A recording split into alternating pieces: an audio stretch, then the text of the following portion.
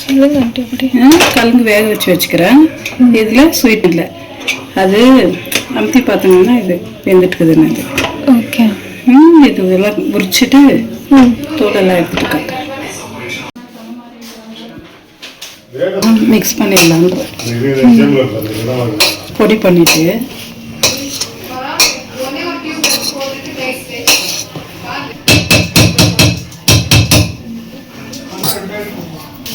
இவ்வளோ போட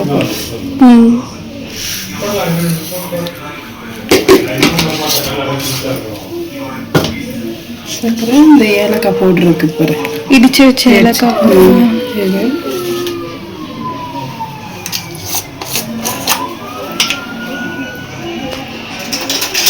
இது முன்னாடி பண்ணியிருக்கீங்களா? பண்ணியிருக்கேன். இதில் நெய்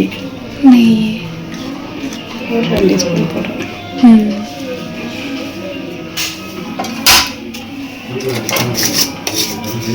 இது நல்லா மிக்ஸ் பண்ணிக்கணும்.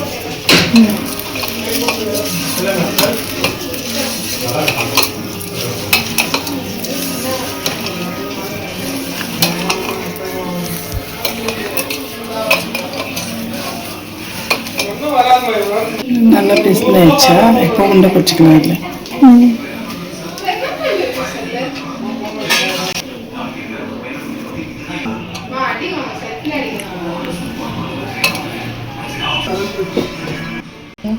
நாங்கள் சர்க்கரை யூஸ் பண்ணிவிட்டு உண்டை பிடிச்சிருக்கிறோம்.